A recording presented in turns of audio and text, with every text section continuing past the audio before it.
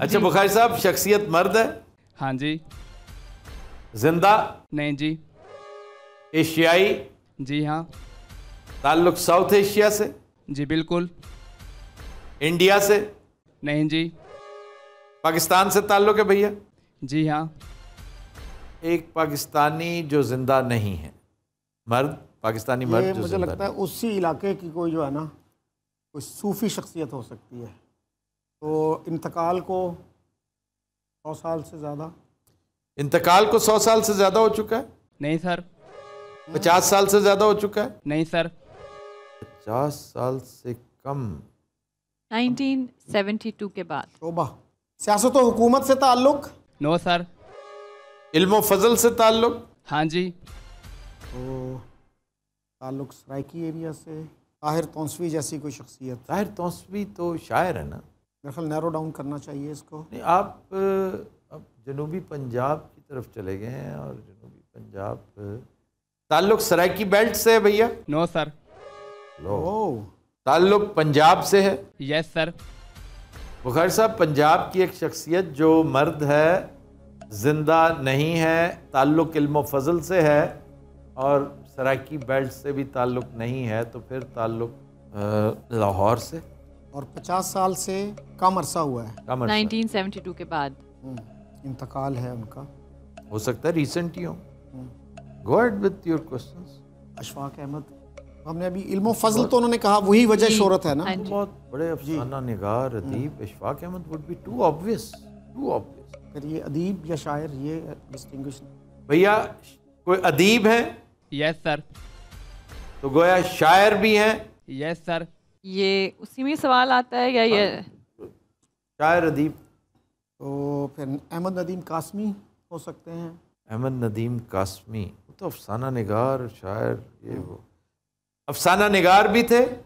No sir. Ishfaq Ahmad भी गए और अहमद नदीम कासमी भी गए। लाहौर से ताल्लुक है भैया? कह सकते हैं।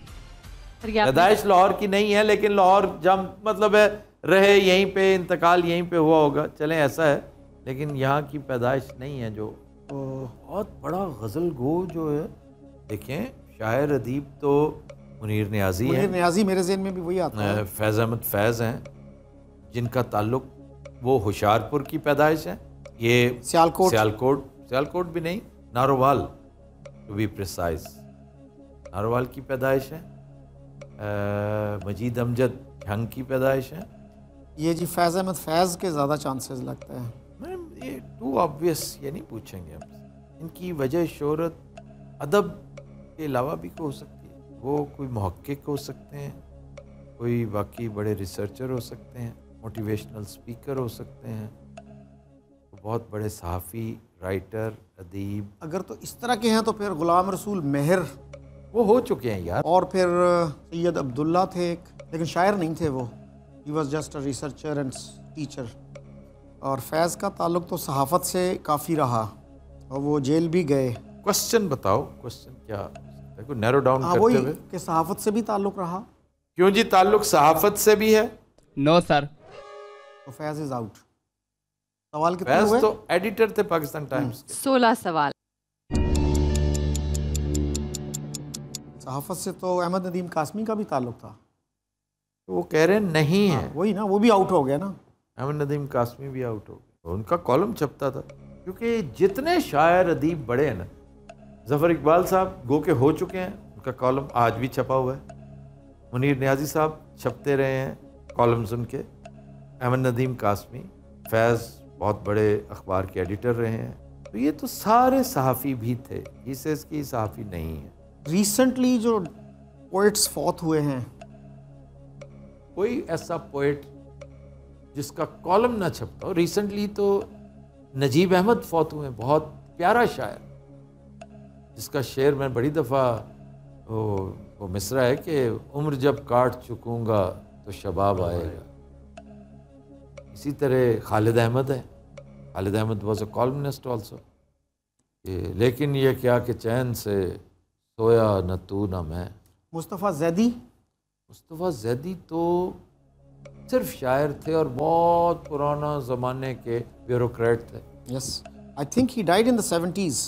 इन्होंने कहा ना 50 साल से कम हुआ है। जी सर, 1972 के बाद। Mustafa Zaidi died after 72। Mustafa Zaidi deputy commissioner भी थे ना Sahiwal, he was DC Sahiwal. Who else comes to your mind? हम नैरो डाउन कर लेते हैं कि ब्यूरोक्रेट थे। ये बताइए बुखारी साहब कि ब्यूरोक्रेट रह चुके हैं? No sir. खुश हो? शायर। अच्छा जी, इनकी वजह शोहरत अदब, शायरी, अफसाना, नावल, इससे हटके भी है कुछ? No sir. अफसाना राइटर तो है ही नहीं ना। मैं कह रहा हूँ ना, अदब से हटके भी इनकी वजह शोहरत नहीं है, यानी बतौर अदीब ही जाने जाते हैं। तो मैं हैरान हूँ फिर कैसे मेरे रडार से कैसे निकल गई। तो वी शुड सबमिट दैट। कितने क्वेश्चन हुए? 18। जी। हमारे पास अगर सवाल होते ना ज़्यादा तो हम ये चेक कर लेते कि इनका ओरिजिन क्या, किस इलाके से आए हैं। और लाहौर रहे थ्रू आउट। तो मजहबी शख्सियत पूछा हमने? Did we ask मजहबी शख्सियत? No. पूछा ही नहीं। पूछा ही नहीं। We are left with 2 questions. जी। कोई आता है ज़हन में कोई मजहबी? ये जो नाते हैं उनका नाम क्या था? हफीज़ ताइब, मुज़फ़्फ़र वारसी। मजहबी नौयत की शायरी की। शायरी, मजहबी नौयत की शायरी, मजहबी लेक्चर्स भी तो हो सकते हैं। लेकिन बुनियादी रेपुटेशन शायर की है उनकी। इल्मो फजल। ये भी क्लैरिटी नहीं है अभी। वजह इल्मो शोहरत अदब है। लिटरेरी ही है, लेकिन वो कह रहे हैं ना कि शायरी नहीं, शायरी वारी है ही नहीं। वो आप समझ आ रही कि वो शायरी उनकी, वो बस शायरी करते थे, लेकिन शायरी को वजह शोहरत नहीं है उनकी। पहली बात तो ये है। दूसरा, अदब भी कोई उनकी वजह शोहरत नहीं। उनकी वजह शोहरत कुछ और है जो कि हम वहाँ तक नहीं पहुँच पा रहे। कोई मजहबी शख्सियत है भैया? Yes sir. बस ये फिर नात गो शायर। नातिया शायरी में मुज़फ़्फ़र वारसी, हफीज़ ताइब, ये बहुत बड़े नाम हैं। और हफीज़ ताइब मेरा ख्याल है लाहौर का जमपल भी नहीं थे, वो दुआबे के थे। आपके ज़हन में कौन? वासिफ अली वासिफ ने तो शायरी नहीं की, उनका तो कोटेशंस ही है ना। नहीं, उन्होंने की है शायरी, तहरीरें भी हैं, उनके कॉलम्स भी हैं, लेकिन Wasif Ali Wasif makes a case.